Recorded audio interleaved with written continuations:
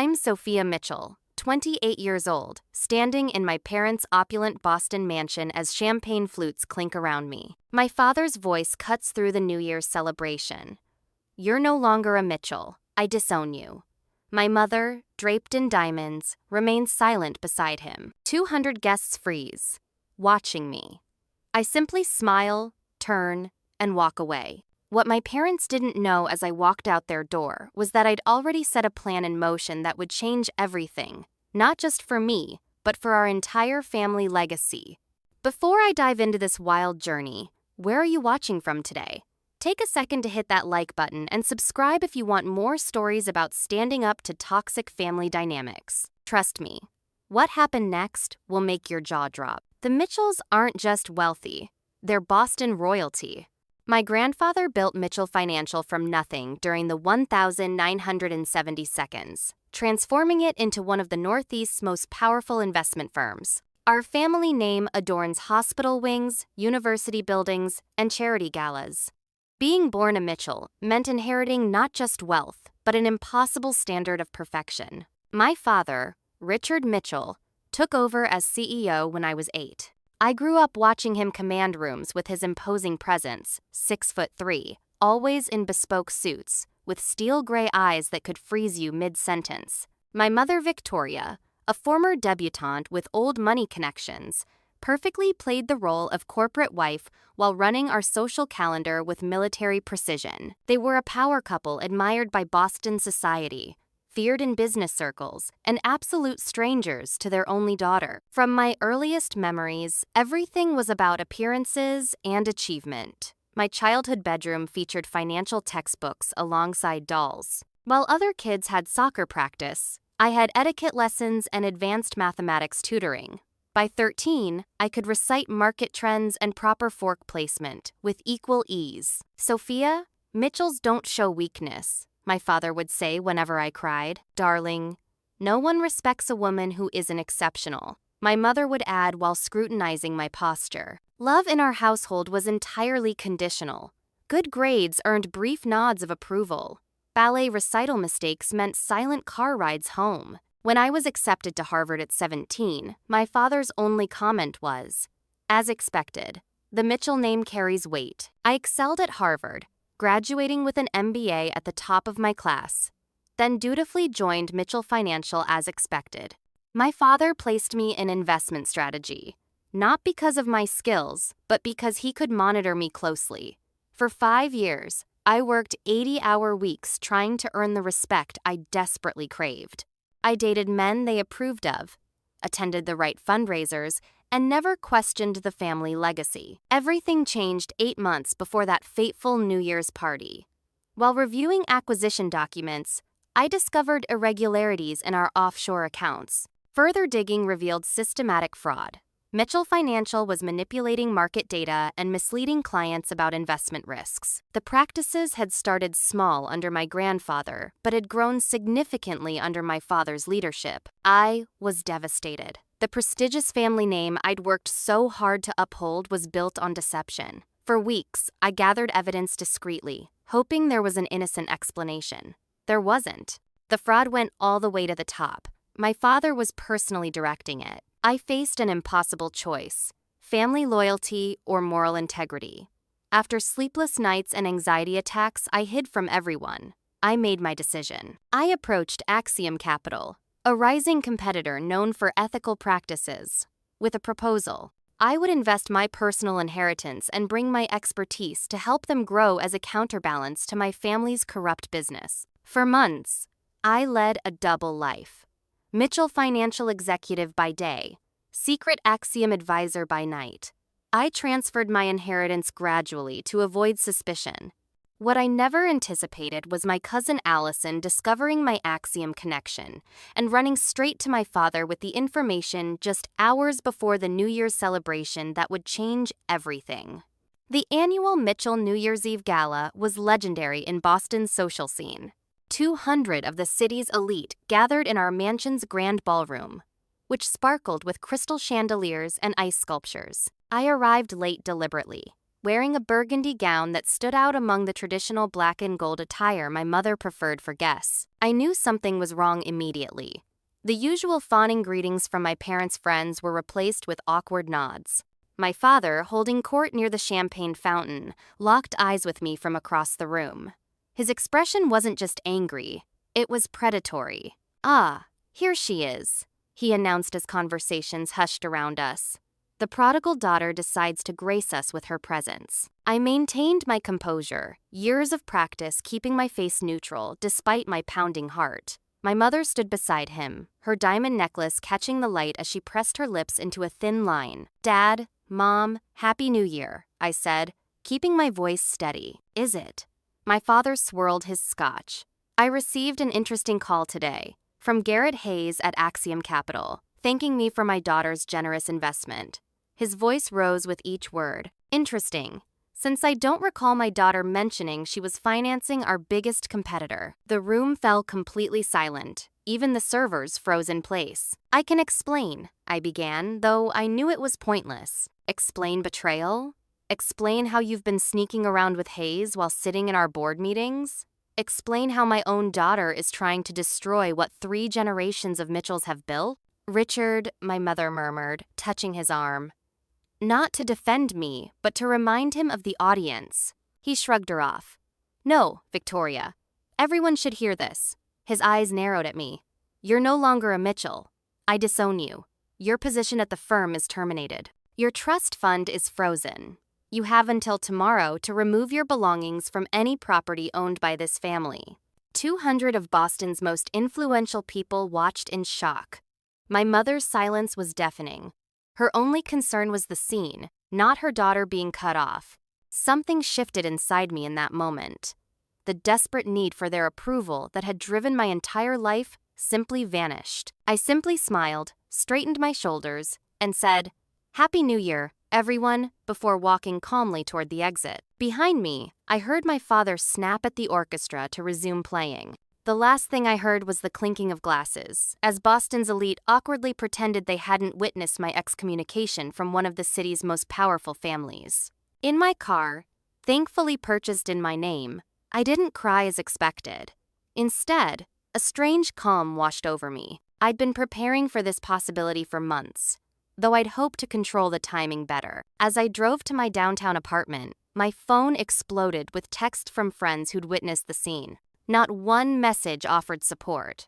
They were all diplomatic retreats from association with the newly disowned Mitchell. Inside my apartment, I kicked off my heels and poured a glass of wine. On my coffee table sat the folder I'd prepared weeks ago. In case of emergency, labeled neatly on the tab, inside was everything I needed. Documents transferring my remaining accessible assets to new accounts, a list of apartments within my now reduced budget, and the business card for Garrett Hayes, with tomorrow's meeting time already scheduled. I hadn't been naive. Growing up watching my father destroy his rivals had taught me to anticipate worst-case scenarios. What looked like a spontaneous disownment to everyone at the party was actually the trigger for a plan I'd been meticulously constructing for months. As I sipped my wine, memories flooded back. Warning signs I'd ignored throughout my life. My father cutting off his own brother over a minor business disagreement. My mother abandoning her best friend when the woman's husband was involved in a scandal. The cruel comments about financial failures whenever we passed homeless people. The Mitchell way had always been ruthless. I'd just been too desperate for approval to acknowledge it. I'd met secretly with Garrett 4 times before tonight. The CEO of Axiom Capital had been initially suspicious of my motives, but became increasingly impressed with both my industry knowledge and the evidence I'd gathered. We'd carefully structured my investment to maximize impact while protecting me legally. That night, alone in my apartment as fireworks celebrated the new year, I allowed myself one moment of grief for the family I'd lost, or perhaps never really had. Then I opened my laptop and began preparing for tomorrow's meeting. The Mitchell in me wasn't gone after all.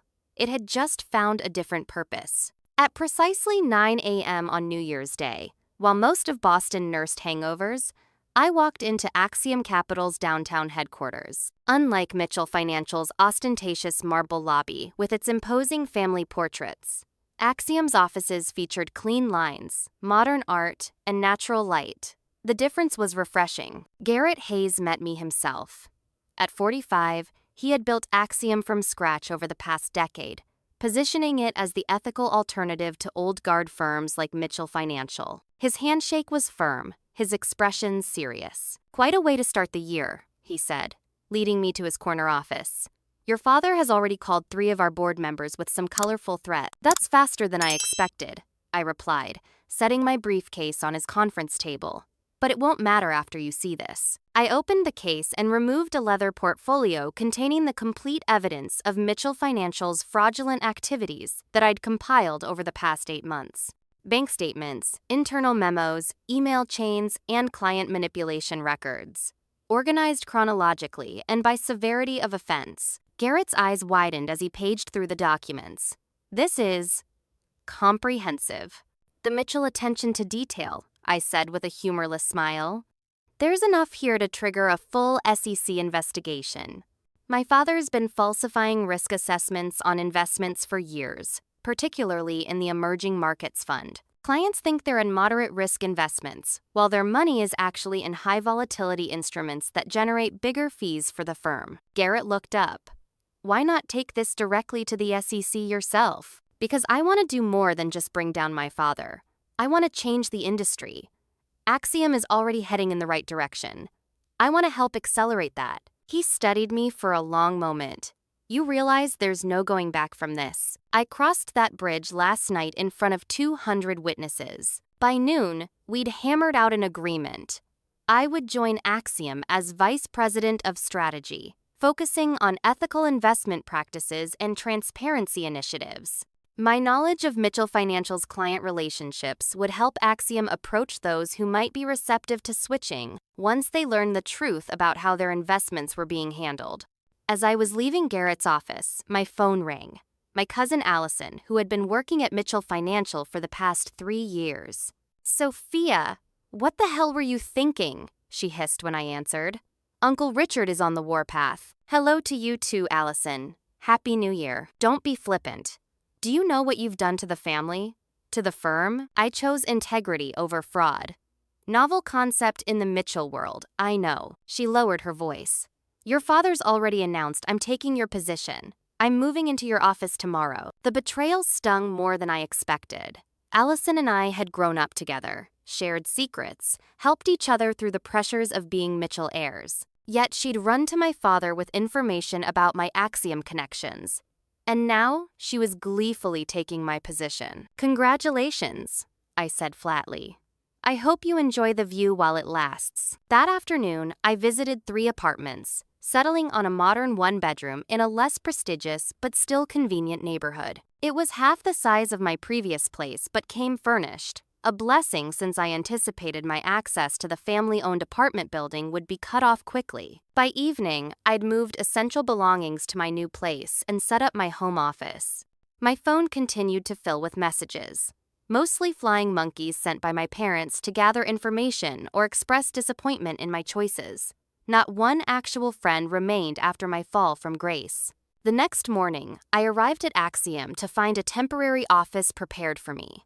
On my desk sat a Boston Globe business section with the headline, "Mitchell Heir Defects to Rival Firm Amid Family Drama." The article contained thinly veiled quotes from sources close to the family suggesting I was unstable and resentful of my father's success. I was pinning the article to my bulletin board, a reminder of what I was up against, when my assistant knocked. "Miss Mitchell, there's a list of Mitchell Financial clients who've requested meetings with you." And she hesitated. "Your bank called. Your remaining accounts have been frozen pending litigation." I nodded, unsurprised. "Thank you, Rachel. Please schedule those client meetings starting tomorrow." As she left, my phone buzzed with an unknown number. It was James, my ex-fiancé whom I dated for 2 years before breaking our engagement 6 months ago when I discovered he regularly reported to my father about my activities and opinions. "Sophia, we need to talk," he said urgently. "Your father contacted me." "Of course he did," I replied, feeling suddenly exhausted. "He's building a case against you for corporate espionage. They're going to claim you stole proprietary information. He wants me to testify that you accessed confidential files during our relationship. My heart sank. I'd been careful with my documentation, making sure I only took evidence of illegal activities, which technically wasn't protected as trade secrets. But a court battle would be expensive, drawn out, and publicly messy. Exactly my father's style of revenge. And, let me guess, you're calling to warn me out of the goodness of your heart? I'm calling because, he paused. Because I may have been on your father's payroll, but I wasn't blind to what kind of man he is. This vendetta he's starting. It's going to get ugly. After hanging up, I stood at my office window watching Boston's financial district bustle below. For the first time since walking out of the New Year's party, doubt crept in. My father had unlimited resources, decades of connections, and absolutely no moral boundaries. I had evidence, principle, and determination. Would it be enough? My spiral of anxiety was interrupted by a knock. A woman in her 60s with a perfect silver bob and impeccable suit stood in my doorway. Sophia Mitchell?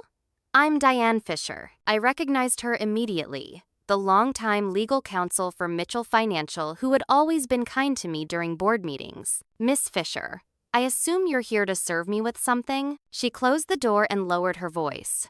I'm here because I've suspected for years what you've now confirmed. Your father crossed legal and ethical lines long ago, and I've been documenting it myself. She slid a flash drive across my desk. This should help with your defense against whatever he's planning. I stared at her, stunned. Why would you risk your position? Her eyes hardened. Because 30 years ago, I made the mistake of looking the other way once. I've been trying to atone ever since. Your courage has given me mine. She straightened. Officially, I know nothing about this meeting. Unofficially, be careful, but don't back down. As she left, I realized something crucial. I wasn't alone in this fight after all. The Mitchell family response came swift and coordinated. A financial and social blitzkrieg designed to isolate and destroy me. By the end of my first week at Axiom, I'd discovered just how comprehensive their attack would be. First came the legal maneuvers. A hand-delivered letter from Mitchell Financial's legal team accused me of theft of proprietary information, breach of confidentiality agreements, and corporate espionage. They demanded immediate return of all documents and threatened criminal charges. The language was deliberately intimidating, with references to potential jail time and seven-figure damages. Simultaneously, my parents unleashed a social annihilation campaign. My mother, who maintained Boston's social register like a military general tracking enemy movements, made sure I was removed from charity boards, uninvited from galas, and quietly blacklisted from the clubs and restaurants that catered to the city's elite. Friends I'd had since childhood suddenly couldn't make lunch plans. My text messages went unanswered. The financial attack was perhaps the most brutal. Beyond freezing my remaining Mitchell-connected accounts, my father called in favors with banking connections to flag my personal accounts for suspicious activity, making even basic transactions a nightmare of verification calls and holds. My credit cards were suddenly declined for security concerns. My student loans, which had been in deferment through a family arrangement, suddenly became due in full. This is just the beginning, Garrett warned during our strategy meeting that Friday. Richard Mitchell didn't build his empire by being gentle with enemies. I nodded, exhausted from a week of constant defensive moves. I expected this, but experiencing it is different. He's trying to make me so desperate that I'll back down. Will you? Garrett asked, studying me carefully. Before I could answer, my assistant rushed in. Sophia, there's someone insisting on seeing you. He says his name is James Cooper and that it's urgent. James looked terrible when they showed him in unshaven, wrinkled shirt, dark circles under his eyes. The polished investment banker I'd once agreed to marry was nowhere to be seen. Your father sent men to my apartment last night, he said without preamble. They made it clear what would happen if I didn't sign an affidavit claiming you stole company secrets and shared them with me. Did you sign it? I asked, my voice calm despite my racing heart. No, that's why I'm here. He ran a hand through his disheveled hair. Sophia, they're planning to frame you for fraud. They're creating a paper trail showing you diverted client funds for personal use before you left. That's absurd. There would be records. Records can be altered. Your father has people willing to backdate documents, create false trails. They're going to make it look like you've been embezzling for years, and that you left when you were about to be caught. The room seemed to spin around me. This was far worse than I'd anticipated. Not just professional destruction, but potential criminal charges. Why are you telling me this? I finally asked. You were on his payroll for years. James looked ashamed. Because this goes beyond corporate rivalry. What he's planning would destroy your life completely. And despite everything, I never wanted that. After James left, I sank into my chair, the full weight of what I was facing finally hitting me. I had evidence of my father's financial crimes, yes, but he had unlimited resources and was willing to fabricate evidence against me. For the first time, I wondered if I'd made a catastrophic mistake. My moment of despair was interrupted by Rachel. There's a Miss Fisher on line 1. She says it's urgent. Diane's voice was tense. I can't talk long. They're sweeping the offices for security breaches. Your father just called an emergency board meeting to discuss criminal activities by former employees. Sophia, they're moving faster than I expected. James just told me they're creating false evidence of embezzlement, I said, trying to keep my voice steady. That tracks with what I'm seeing. Listen carefully. Richard keeps a separate set of books in a hidden safe behind the Monet in his office. The combination is your grandfather's birthday. Those records would prove your innocence and his guilt. Diane, I can't break into my father's office. You may not have to, she replied cryptically. The annual charity audit is next week. Catherine Wang from the compliance team is an old friend who owes me a favor. Be at the Beacon Street Starbucks tomorrow at 2 p.m. Wear something inconspicuous. After hanging up, I sat staring at the wall, contemplating the surreal turn my life had taken. 3 weeks ago, I was a respected Mitchell financial executive with a secure future. Now I was planning clandestine coffee shop meetings to obtain evidence clearing me of crimes I hadn't committed. That evening, returning to my new apartment, I found Victoria Mitchell waiting in the lobby. My mother looked immaculate as always in her Chanel suit and pearls. Not a silver blonde hair out of place. Her presence in this decidedly middle-class building seemed almost comical, like finding a peacock in a parking garage. Mother, I said, keeping my voice neutral. What an unexpected visit. This is where you're living now? She glanced around with barely disguised distaste. How quickly standards can fall. I sighed. I doubt you came to critique my housing choices. What do you want? To offer you a way out of this mess you've created. Her perfectly manicured hand clutched her designer handbag. Your father is prepared to drop everything. The legal threats, the fraud accusations. If you publicly apologize, return any company documents, and sign an NDA. And in exchange, I get what? My trust fund back? My position at the firm? Don't be ridiculous, she snapped. Those are gone. But you could avoid criminal charges and perhaps salvage some dignity. I studied the woman who had given birth to me but had never truly been a mother. You know what he's doing is wrong. You know the fraud is real. A flicker of something. Guilt? Awareness? Crossed her face before her society mask slipped back into place. I know that family loyalty should mean something. It does. That's why I couldn't continue being part of a business that defrauds people who trust us. Her expression hardened. You always were stubborn, just like your father. She turned to leave, then paused. Sophia, he won't stop until he wins. He can't tolerate losing, especially not to his own daughter. If you were smart, you'd take this offer and disappear somewhere far from Boston. After she left, I leaned against the wall, trembling. I had just rejected my one chance at an easy way out. But as I rode the elevator to my apartment, I realized something important. My mother had come alone, in person, without lawyers. Whatever she claimed about my father's willingness to compromise, her very presence here suggested cracks in the united front they presented to the world. It wasn't much, but it was something. And right now, I needed every advantage I could find. January slipped into February, and I gradually established new routines in my dramatically altered life. My mornings began with scanning financial news to see what new rumors about me the Mitchell PR machine had planted. I'd arrive at Axiom by 7:30 a.m., work through lunch, and often stay past 8 p.m. My apartment remained spartanly furnished, partly from lack of time to decorate, partly from fear of establishing roots that could be ripped away again. The professional part of my plan was advancing well, despite my parents' efforts. My first major success came when I convinced the Dalton Group, a significant Mitchell Financial client for over 20 years, to transfer their $300 million portfolio to Axiom. I'd worked with their CFO for years and was able to privately show him evidence that Mitchell Financial had been skimming excess fees from their accounts while misrepresenting investment risks. The morning after Dalton announced their move, the Boston Business Journal ran a scathing profile of me, quoting unnamed former colleagues describing me as unstable, vindictive, and dangerously ambitious. The article strongly implied I had stolen client information and was using it improperly. Though Axiom's legal team quickly demanded a retraction of the most defamatory claims, the damage was done. "Your father's fingerprints are all over this," Garrett said, tossing the paper onto my desk. "It won't be the last hit piece," I replied, already scanning the article for actionable libel. "But there's an upside. He wouldn't bother if we weren't hurting him." That afternoon, I received an unexpected visitor.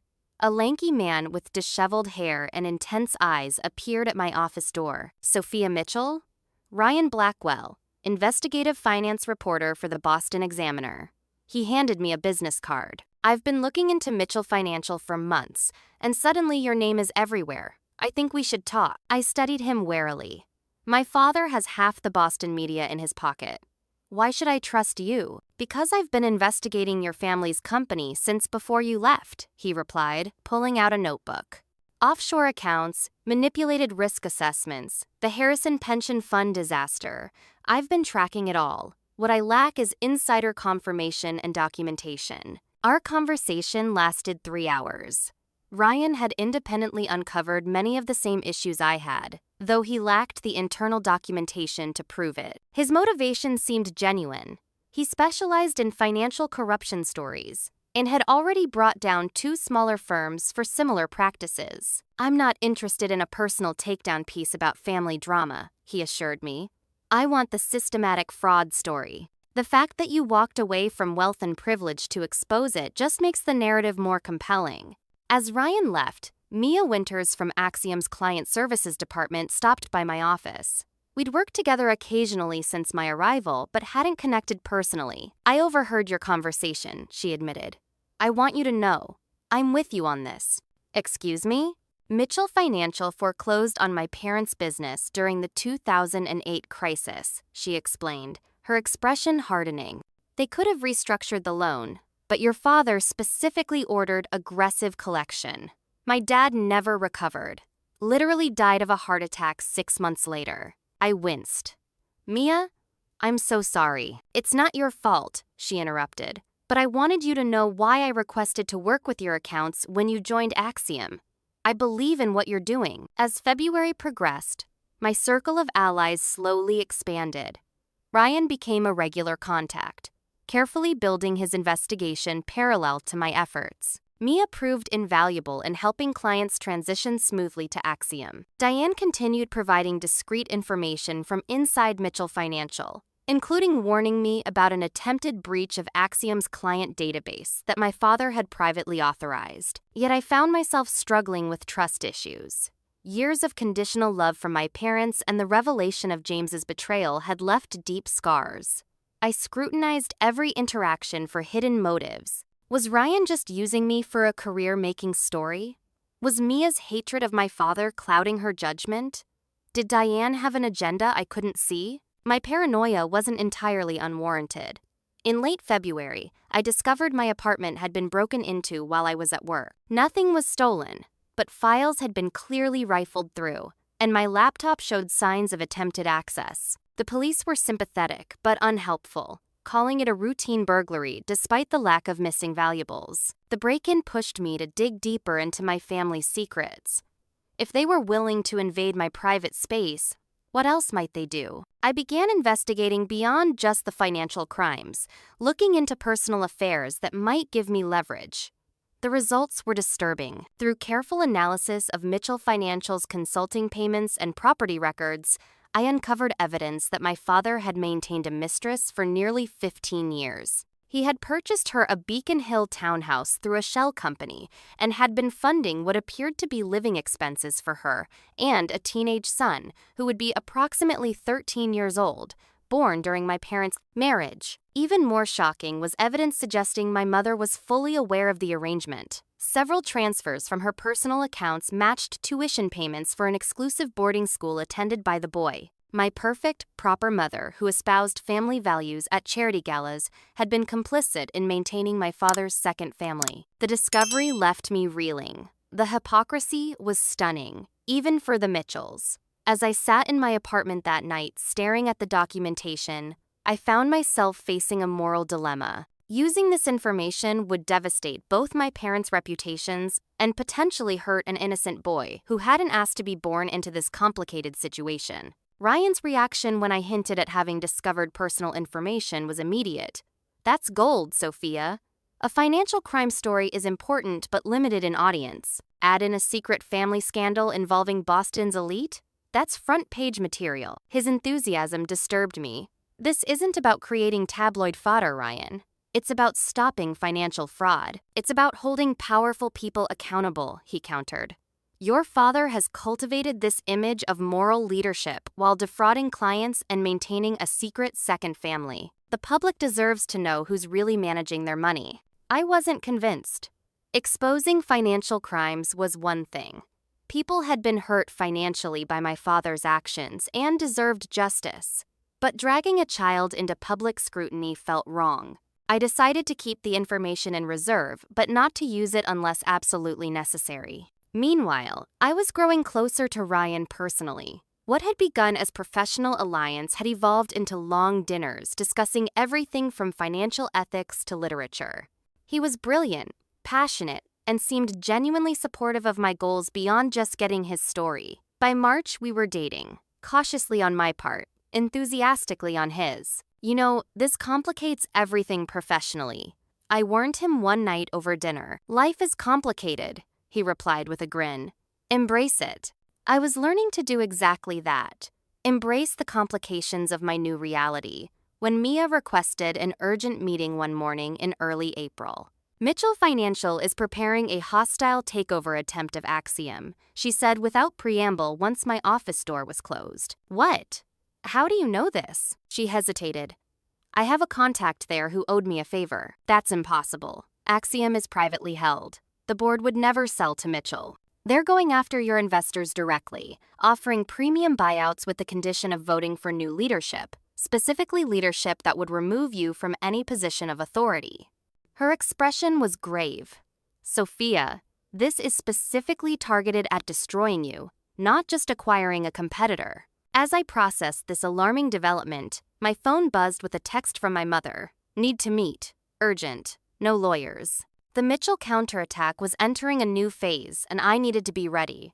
I met my mother at an obscure French bistro in Cambridge, neutral territory far from the financial district where we might be recognized. Victoria Mitchell looked thinner than I remembered, the perfect makeup not quite concealing the strain around her eyes. "You look tired," I said as I sat down across from her. "Your father hasn't been sleeping, which means no one in the house sleeps."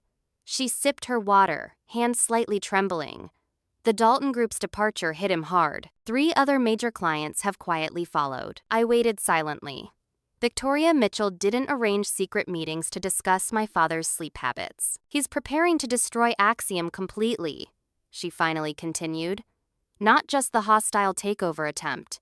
If that fails, he has a nuclear option planned, which is, he's manufacturing evidence that Axiom has been involved in money laundering for years. He has people creating a false paper trail that would trigger federal investigation. Even when proven false eventually, the investigation itself would destroy client confidence." I stared at her, appalled at the lengths my father would go to. "Why are you telling me this?" She looked away. "Because there are lines, Sophia. I've allowed a lot over the years, justified many things to myself. But this." She shook her head. "And I worry about what this vendetta is doing to him. To us? So you want me to what? Surrender?" Walk away from Boston forever while he continues defrauding clients? I want this to end before there's nothing left of any of us. Her perfectly manicured hand reached across the table, stopping just short of touching mine. There's something you should know. Your college incident. The car accident where that boy was injured. My blood ran cold. During my sophomore year at Harvard, I'd been driving in a snowstorm when I skidded into another vehicle. The other driver, a fellow student, suffered a broken leg. Though I wasn't found at fault due to the weather conditions, I'd always carried guilt about the accident. What about it? Your father has the other driver prepared to claim you were intoxicated. He has a doctor willing to testify that he treated you, but kept it quiet due to the Mitchell family's influence. That's a complete lie. I wasn't drinking. The truth doesn't matter, Sophia. The story will. A pattern of reckless behavior covered up by family money, now continuing with corporate espionage. Her eyes met mine directly. This is your father's ultimatum. Drop everything. The Axiom position, any evidence against Mitchell Financial, and the accident story disappears forever. Continue. And he releases it to every news outlet in Boston tomorrow. I left the restaurant in a daze, my mother's final words echoing.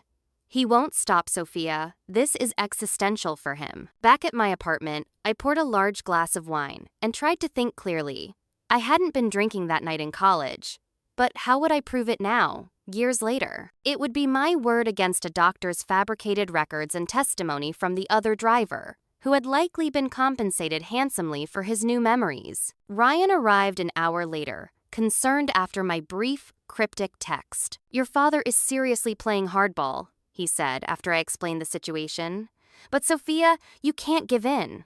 This is exactly why people like Richard Mitchell continue getting away with everything. They escalate until their victims surrender.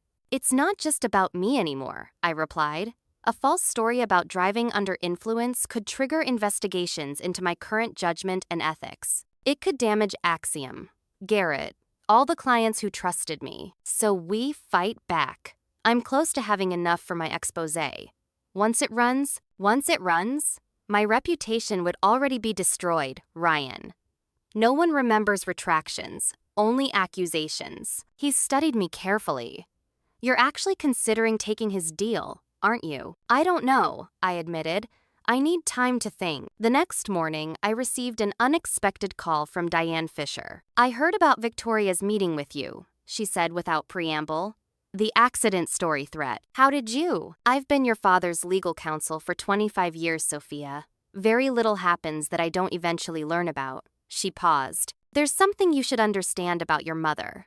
27 years ago, shortly after marrying your father, she discovered some of his earliest financial manipulations. She confronted him, threatened to leave. What happened? He systematically broke her down, isolated her from friends, threatened her family's business interests, made her completely dependent. By the time you were born, she'd surrendered completely to his version of reality. Diane's voice softened.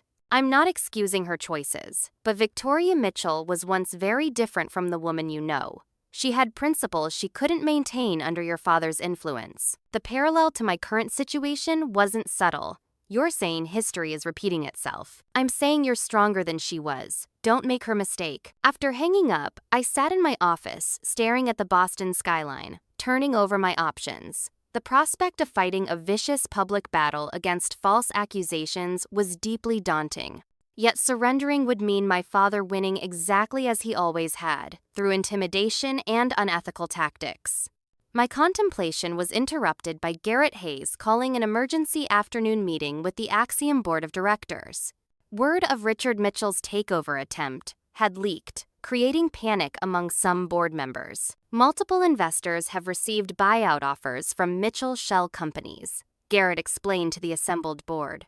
The offers are substantially above market value, with the explicit condition that new investors would vote to restructure leadership, specifically removing Sophia from any position of authority. Arnold Weiss, one of the oldest board members, turned to me. Miss Mitchell, while we appreciate your contributions, perhaps a temporary leave of absence would be prudent until this situation resolves. Your personal battle with your family is becoming a liability to this company. Several other board members nodded in agreement. I felt the ground shifting beneath me. Losing my position at Axiom would mean losing my platform to fight back against my father. It would be the first step in his complete victory. I stood, heart pounding but voice steady. Gentlemen, ladies, I understand your concerns. But what's happening isn't just a family squabble. Mitchell Financial isn't targeting me out of petty revenge. They're attempting to eliminate the greatest threat to their fraudulent business practices. I distributed folders containing key evidence I'd compiled. These documents demonstrate systematic client fraud going back at least 15 years. Mitchell Financial is desperately trying to silence me because I can prove they've been intentionally misrepresenting investment risks while skimming excessive fees through offshore entities. For the next 40 minutes, I walked the board through specific examples, highlighting exactly how Mitchell's practices violated SEC regulations and fiduciary duties. I concluded with the Dalton Group case study, showing how their portfolio had grown 23% since transferring to Axiom under honest management. Removing me won't protect Axiom, I finished. It would signal to Richard Mitchell that his tactics work, making him more aggressive, not less. The only way through this is forward. Continue bringing over clients who deserve honest financial management, while preparing for the legal battle that's coming either way. The boardroom remained silent for several long moments after I finished. Then Garrett stood. I hired Sophia Mitchell because she demonstrated extraordinary courage and ethical clarity.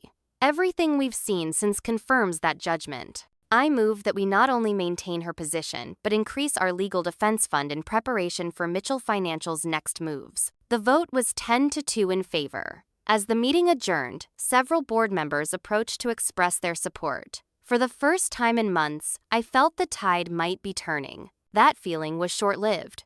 Returning to my office, I found Mia waiting with a strange expression. "We need to talk," she said, closing the door behind us. "Ryan Blackwell just called me asking for confidential client information, specifically transfer details for the Dalton Group." "What? Why would he claimed you had approved sharing the information for his investigation." Her eyes narrowed. "When I refused without direct confirmation from you, he became agitated, said something about needing to complete his story by Friday's deadline." A cold feeling spread through my chest. Ryan had never mentioned a Friday deadline to me. In fact, he'd repeatedly said he was building the case carefully, waiting until everything was bulletproof before publishing. "Mia, did you ever tell Ryan about the Mitchell takeover attempt before today's board meeting became public?" She shook her head. "I only told you." Yet Ryan had known details about it last night. Details that had supposedly come from his sources. The pieces suddenly aligned in a disturbing new pattern. "I need to access my office computer remotely tonight," I told her. "Can you help set that up without going through IT?" That night, after creating a distraction by asking Ryan to meet me for a late dinner, I remotely accessed my office computer with Mia's help. What I found confirmed my worst suspicions. Small but critical files had been copied, emails forwarded, and searches conducted focusing on the exact client information that would be most valuable to Mitchell Financial. The betrayal cut deep. I'd begun to trust Ryan, even started to have feelings for him. All along, he'd been working for my father, or at least playing both sides, gathering information for his story while selling details to Mitchell Financial. More disturbingly, I found evidence that someone had installed monitoring software on my computer weeks ago. Someone with internal Axiom access. There was only one explanation that made sense. Mia herself was the mole, using her hatred of my father as cover while feeding him information directly. I now faced enemies on multiple fronts, including 2 people I'd trusted. As I sat in my darkened apartment, the weight of isolation felt crushing. Then I remembered Diane's words. "You're stronger than she was." My mother had surrendered to my father's tactics. I would not. It was time to stop playing defense and take control of this battle once and for all. The realization that I was surrounded by traitors pushed me to a mental breaking point. After discovering Ryan's betrayal and Mia's likely role as a mole, I spent a sleepless night staring at my ceiling, fighting waves of paranoia. Who else was secretly working against me? Garrett? Diane? Was I merely a pawn in some larger game I couldn't see? By dawn, I'd reached the darkest place in my journey so far, The evidence against my father was real, but perhaps the cost of pursuing it was too high. Perhaps surrendering, taking his deal, disappearing from Boston, starting over somewhere new, was the only rational choice. As I sat on my balcony watching the sunrise, my phone rang. "Ryan, Sophia, where are you?" I waited at the restaurant for an hour last night. I kept my voice neutral. "Something came up at work." "Sorry, no problem. Listen, I need those Dalton transfer details we discussed. My editor is pushing for the story to run next week, and that's the last piece I need." "We never discussed sharing Dalton details, Ryan." A pause. "Right, of course. I meant the general client migration process. For background only, I'll have my assistant send over the publicly available information," I replied, noting how easily the lie came to him. "I need to go. Early meeting." After hanging up, I made two decisions. First, I would feed Ryan and Mia carefully crafted misinformation to trace back to my father. Second, I would no longer wait for the next Mitchell attack. I would force their hand on my terms. I called Garrett immediately. "We need to move up our timeline. How quickly can we approach the Henderson Group?" The Hendersons were Mitchell Financial's largest and oldest client, representing over $800 million in assets. "That's extremely aggressive, Sophia. We were planning a careful approach over months." "We don't have months. We need to hit Mitchell Financial where it hurts immediately." That morning, I met with Diane at a quiet corner of the Boston Public Library. Her expression was grave as I explained my suspicions about Ryan and Mia. "Your father always uses multiple angles of attack," she confirmed. "The journalist approach is classic Richard. He's been feeding information to sympathetic reporters for decades." "I need something definitive, Diane. Something that will end this once and for all." She hesitated. "There is one option. The offshore accounts in the Caymans. Your father keeps the complete records separate from everything else. Access credentials in a safe deposit box at First Boston Trust. Box 447. And how exactly would I access that?" "Victoria is the secondary signatory. She rarely uses it, but she has access." I stared at her. "You're suggesting I somehow convince my mother to commit what would essentially be theft against my father?" "I'm suggesting that Victoria Mitchell has more influence in this situation than anyone recognizes, including herself." Back at Axiom, I implemented the first part of my plan. I called Mia into my office and shared confidential information about our approach to the Henderson Group. Details that were entirely fabricated but would seem valuable to Mitchell Financial. I did the same with Ryan over lunch, watching carefully as he took notes on supposed weaknesses in Axiom's client security protocols. Within 24 hours, Mitchell Financial had preemptively reached out to the Hendersons with a new fee structure that precisely countered our fabricated approach. The confirmation of betrayal was painful but useful. I now knew exactly how information was flowing. My countermove came 2 days later. We approached the Henderson Group not with fee adjustments, but with evidence that Mitchell Financial had been dramatically misrepresenting their investment performance through selective reporting, something the fabricated information hadn't mentioned at all. The family's financial director was appropriately alarmed and requested an immediate full review of their portfolio. That afternoon, Garrett called me into his office, his expression serious. "The board received an anonymous package today." He slid a folder across his desk. Inside were printouts of what appeared to be emails from my Harvard account discussing drug use and the car accident my father had threatened to expose. "These are fabricated," I said immediately. "I know. The dates are wrong, and the writing doesn't sound like you, but 3 board members are already suggesting administrative leave pending investigation." His eyes met mine directly. "We're running out of time, Sophia." "I have a plan," I assured him, hoping I sounded more confident than I felt. "But I need your complete trust for the next 48 hours. That evening, I did something I'd avoided for months. I went to my parents' house. The security guard at their gated community was surprised to see me, but let me through after checking with the house. My mother answered the door herself, dismissing the housekeeper with a quick gesture. "This is unexpected," she said, leading me to the solarium, as far from my father's home office as possible. "Richard is at a business dinner." "I know. That's why I'm here." I took a deep breath. "I want to discuss his offer." Hope and suspicion warred on her face. You're willing to walk away? I'm willing to discuss terms. But not with him, with you. Me? She seemed genuinely startled. Sophia, I don't have any authority in this situation. Don't you? You're a Mitchell too.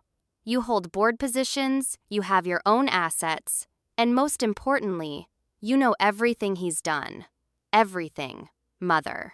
The implication hung in the air between us. After a long moment, she looked away. What do you want? Access to First Boston Trust. Box 447. Her sharp intake of breath confirmed Diane's information. That's impossible. Those records are the complete documentation of the Cayman accounts. I know.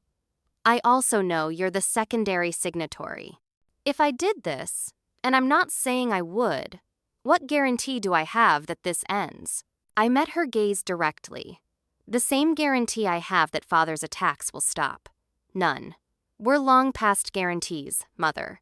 We're down to making choices we can live with. I left her with those words, driving back to my apartment with no idea whether I'd succeeded. The next morning brought no messages from Victoria, and I proceeded with work as though nothing had changed. I continued feeding false information to Mia and Ryan, watching as Mitchell Financial reacted to decoys while we quietly approached their most valuable clients with the truth. That afternoon, Ryan texted asking to meet urgently. I agreed to coffee at a busy public place, arriving early to secure a table with a clear view of all entrances. He appeared flustered, repeatedly checking his phone as he approached. My editor is killing the story, he announced without preamble. Pressure from above. Someone got to the publisher. How unfortunate, I replied, keeping my expression neutral. All that work wasted. Not necessarily, he leaned forward. I've been approached by another interested party, someone who wants the full story, including everything I've gathered about Axiom's operations. Mitchell Financial, you mean? Or one of their shells. His expression confirmed my suspicion. It doesn't have to be adversarial, Sophia. There's room for a settlement here that benefits everyone, including you, with a nice finder's fee for delivering me. That's not fair. I've been working this financial corruption angle for months. Your family feud was never my primary interest. Yet you've been feeding information back to my father while pretending to be on my side, personally and professionally. His face flushed. Business is business. I needed sources on both sides. And sleeping with me. Was that business too? The conversation ended shortly after. As he walked away, I felt a strange sense of clarity. The board meeting was scheduled for tomorrow morning. A meeting where, based on the fabricated emails, several members would push for my removal. My mother had given no indication she would help. Ryan had abandoned any pretense of alliance. Even Garrett's support seemed increasingly tenuous as pressure mounted. I returned to my apartment to find an unmarked envelope that had been slipped under my door. Inside was a single key with a small note in my mother's handwriting. 7 a.m. tomorrow. Don't be late. For the first time in weeks, I slept soundly. At 6:30 a.m., I arrived at First Boston Trust dressed in a conservative suit, hair pulled back severely, carrying a briefcase identical to the one Victoria Mitchell typically used. The early hour meant the bank was nearly empty as I approached the vault manager. Box 447. Please. Victoria Mitchell. He checked his records. Mrs. Mitchell, of course. I'll need your key and identification. I presented the key, and my mother's ID slipped into the envelope with the key. Being her daughter had its advantages. We shared enough features that a cursory glance at the ID alongside my carefully styled appearance passed muster. Inside the private viewing room, I opened the safe deposit box with shaking hands. Within lay exactly what Diane had described: a portable hard drive, handwritten ledger, and access credentials to the Cayman accounts.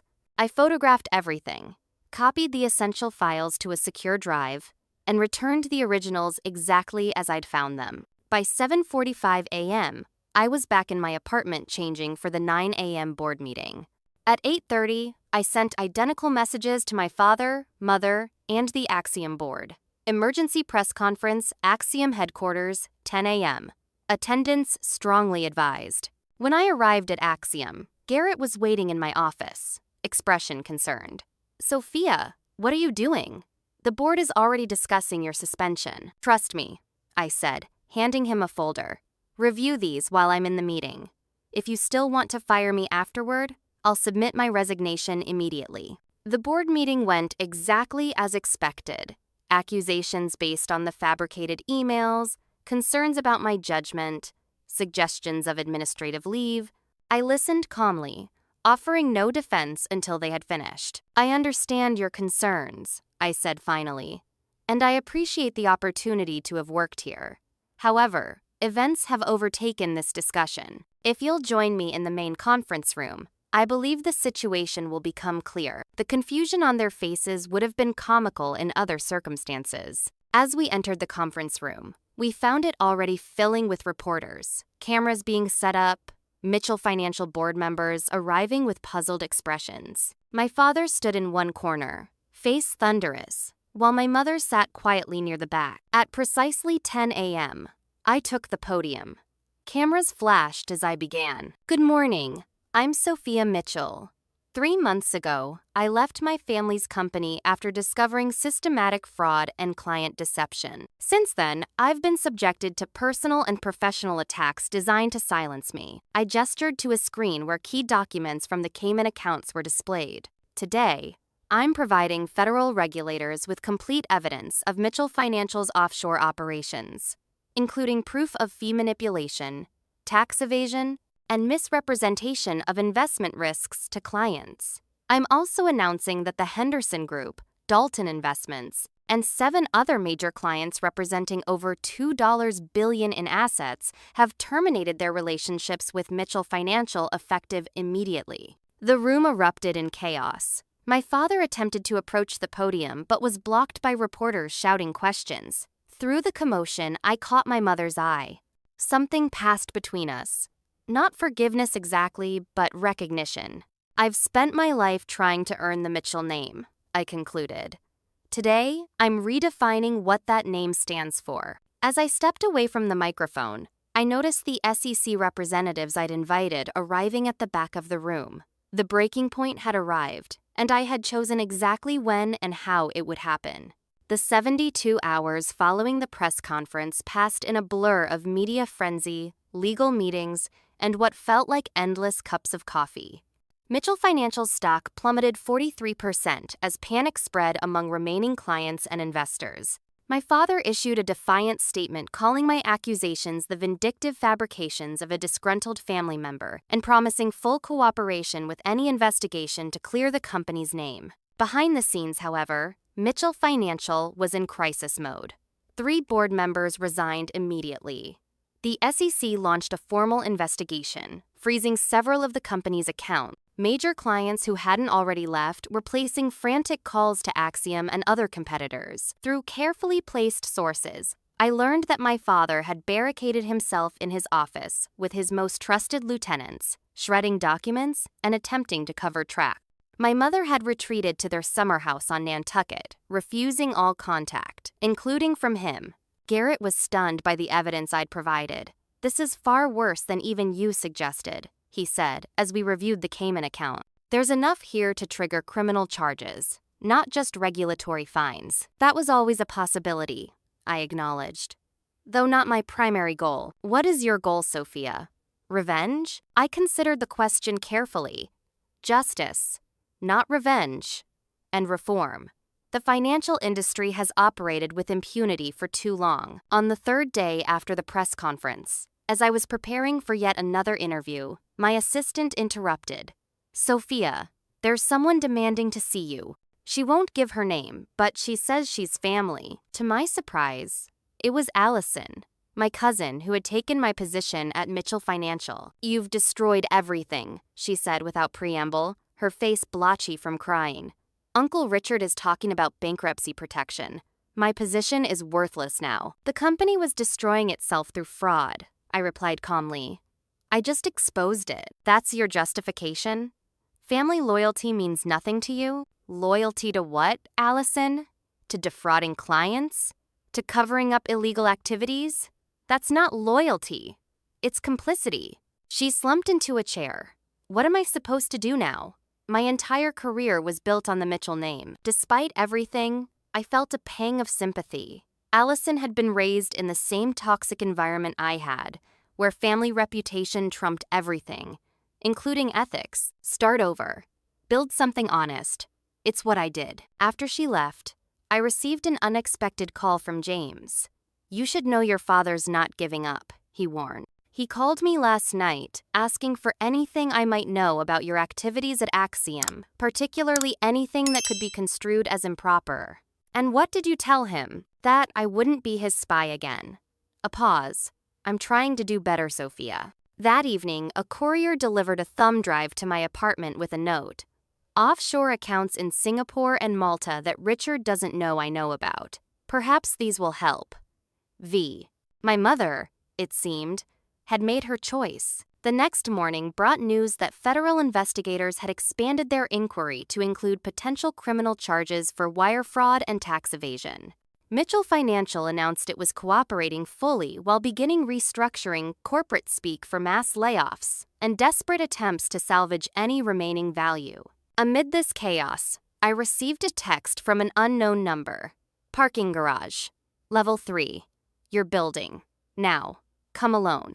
Though every instinct warned against it, I knew who it was from. After instructing my security team to stand by, I took the elevator down. My father waited beside his Bentley, looking simultaneously diminished and dangerous. His bespoke suit hung slightly loose on his frame, and new lines had appeared around his eyes, but the cold rage in his expression was familiar. Admiring your handiwork?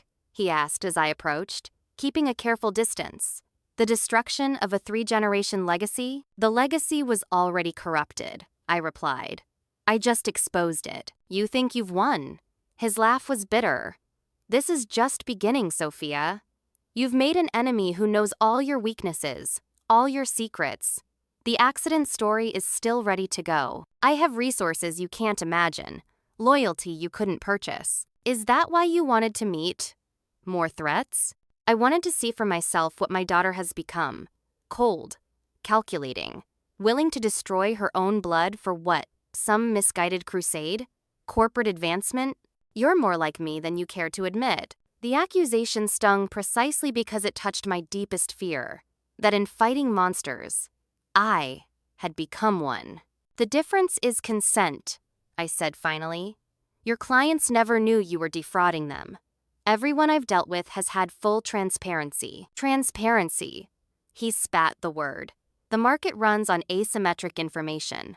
Always has. I built an empire that employed hundreds, supported thousands. Your transparency is destroying real lives over abstract principles. People deserve the truth about their money. People deserve security and returns. We provided both. By lying about risks and skimming excessive profits, that's not service, it's exploitation. He stepped closer, his voice dropping.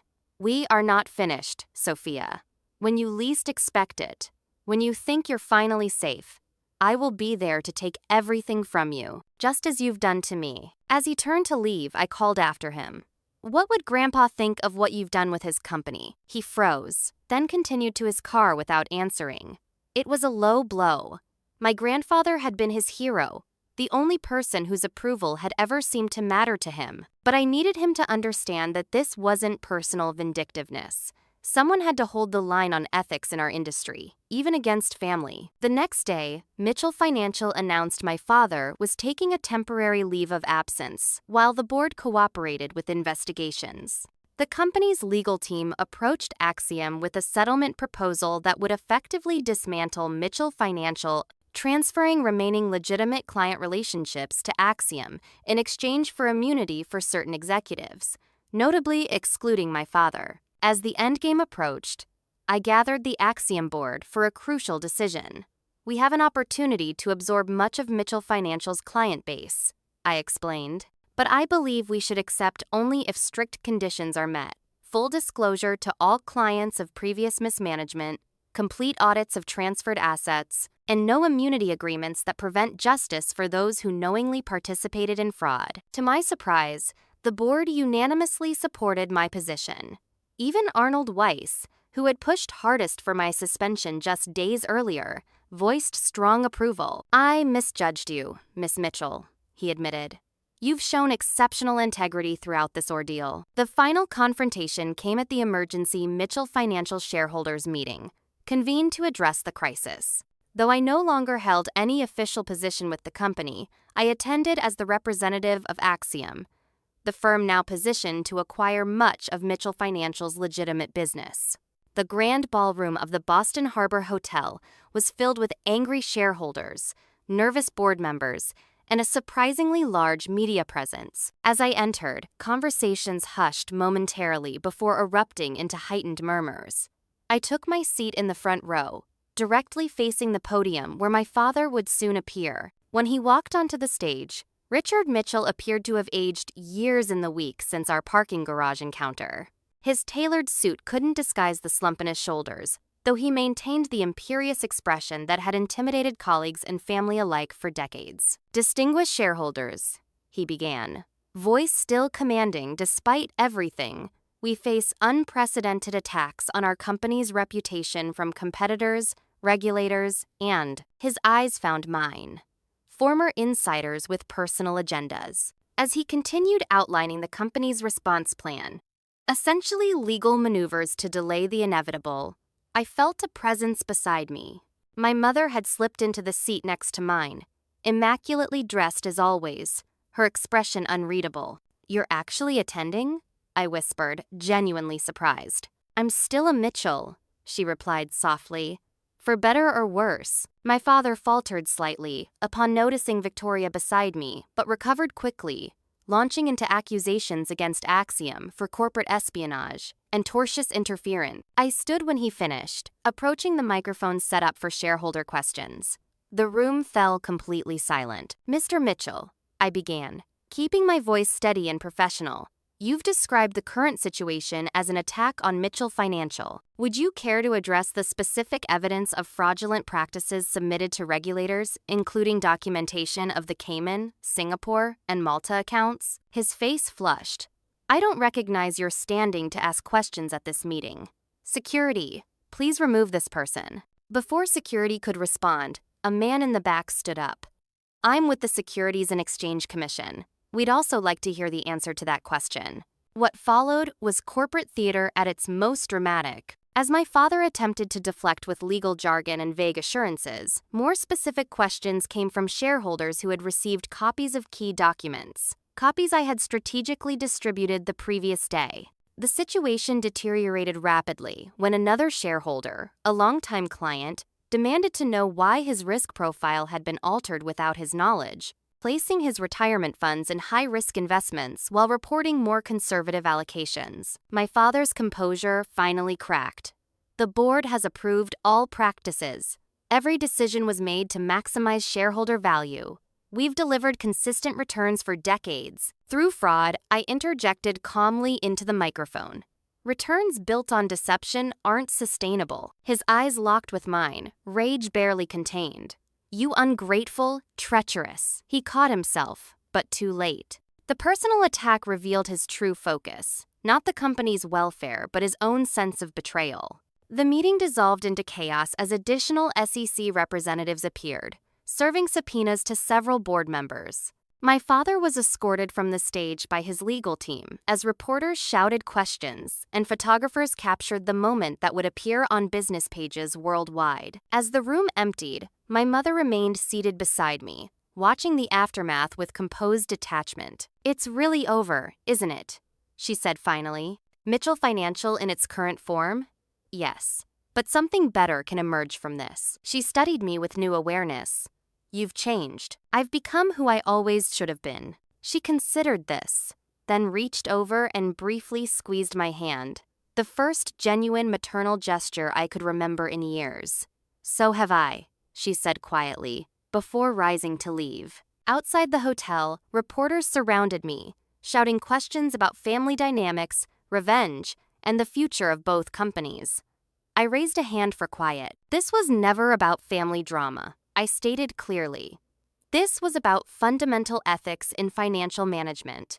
Clients deserve honesty, transparency, and genuine fiduciary care. Axiom stands ready to welcome any Mitchell Financial clients who share those values. As cameras flashed around me, I caught sight of Garrett waiting nearby, giving me an approving nod. The confrontation I had avoided for months had finally occurred, on my terms, at my timing, with my principles intact. The Mitchell legacy was forever changed, but perhaps for the first time, it was pointing towards something worthy of the power we had wielded for generations. 6 months after the shareholders' meeting, Boston's financial landscape had transformed dramatically. Mitchell Financial no longer existed as an independent entity. Following criminal indictments against my father and several executives, the remaining legitimate assets were acquired by Axiom in a deal that prioritized client protection over corporate interests. The Mitchell name, once synonymous with financial power in Boston, now appeared primarily in legal proceedings and business ethics case studies.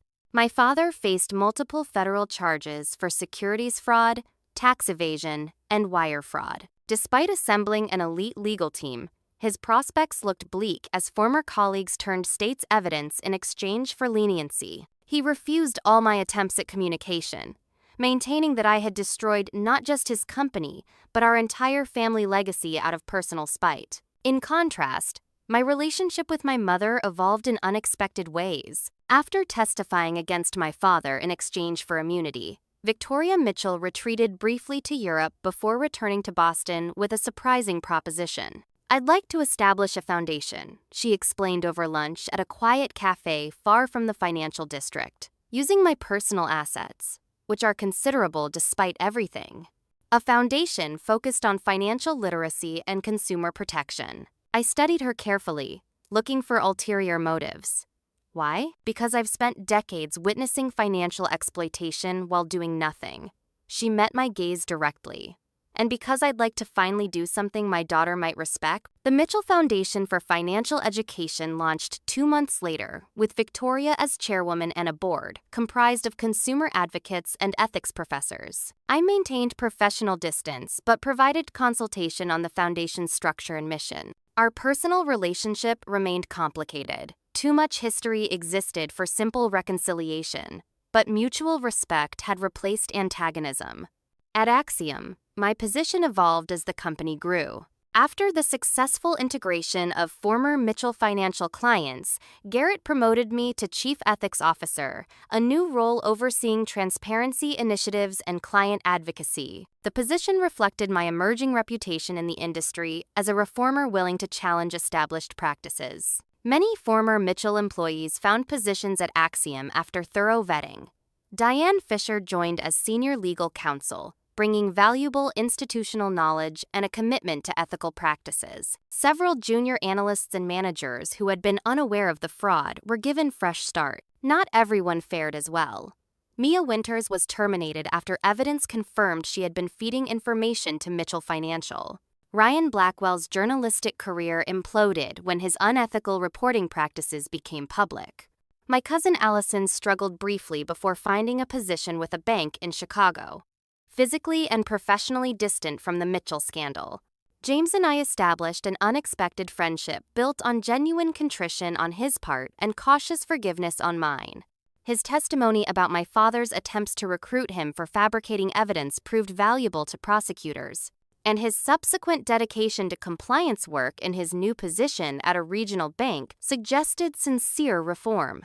As summer turned to fall, I purchased a brownstone in Cambridge, my first completely independent home, bought with earnings untainted by family money. The process of furnishing and decorating it became unexpectedly therapeutic, each decision representing autonomy I had never fully experienced before. On a crisp October morning, I received a letter from prison.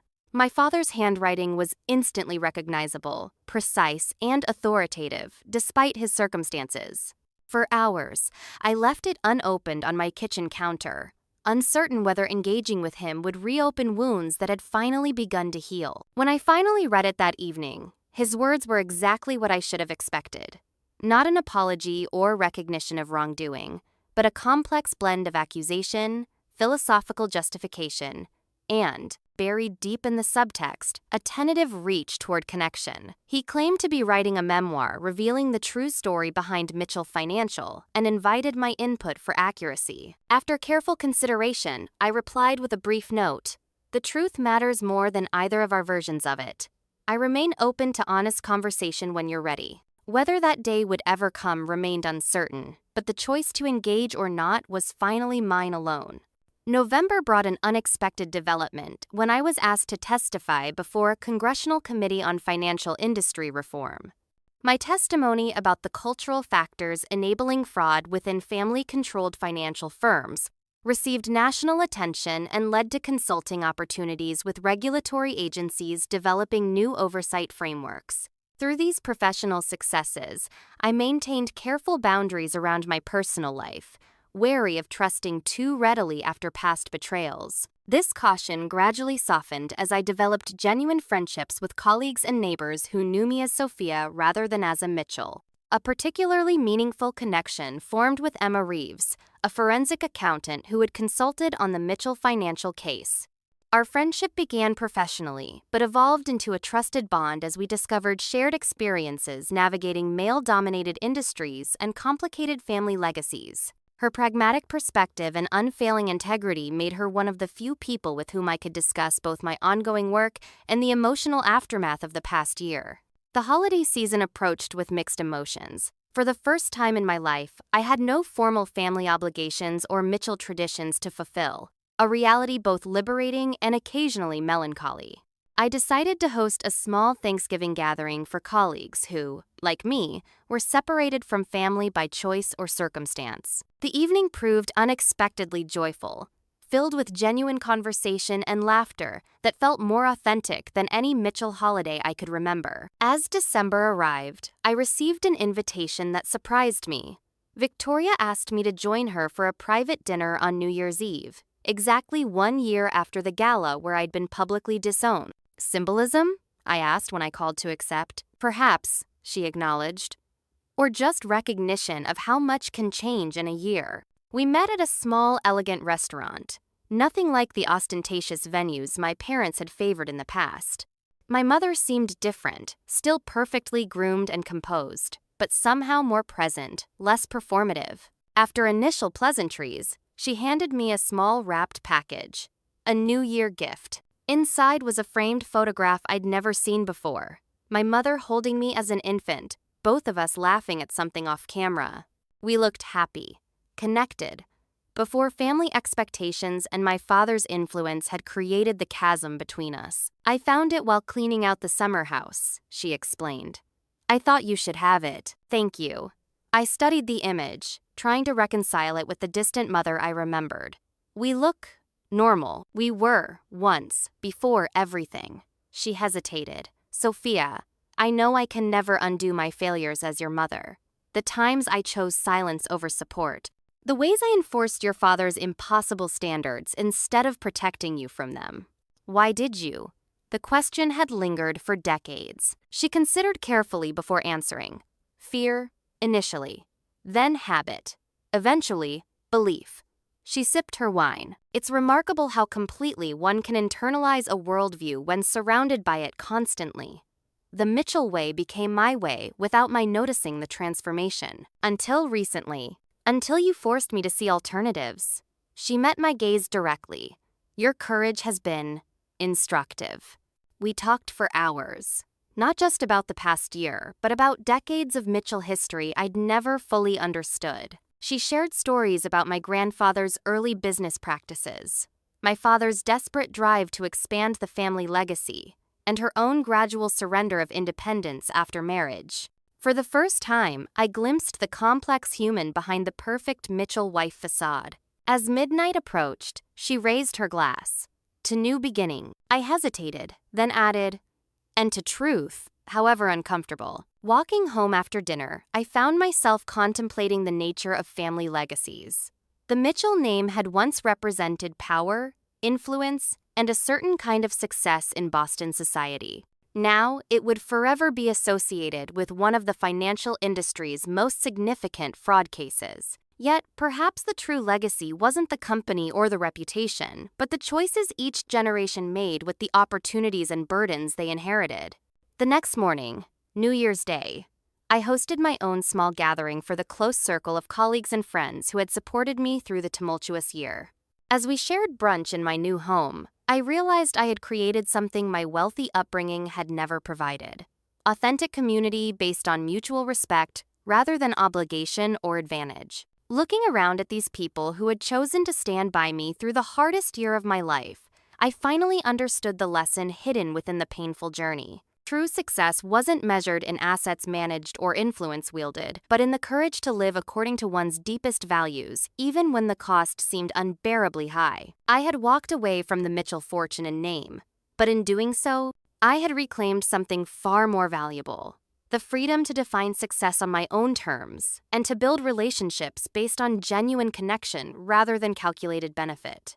The journey ahead would undoubtedly bring new challenges, but for the first time in my life, I was facing the future as truly my own person. So I'm curious, what would you have done in my situation? Would you have walked away from family wealth and status to stand up for what's right? Or would you have found another solution? I'd love to know your thoughts in the comments below. If this story resonated with you, please hit that like button and subscribe for more real-life experiences about standing up for yourself, even when it seems impossible. Thank you for joining me on this journey. And remember, sometimes walking away is the bravest thing you can do. Until next time.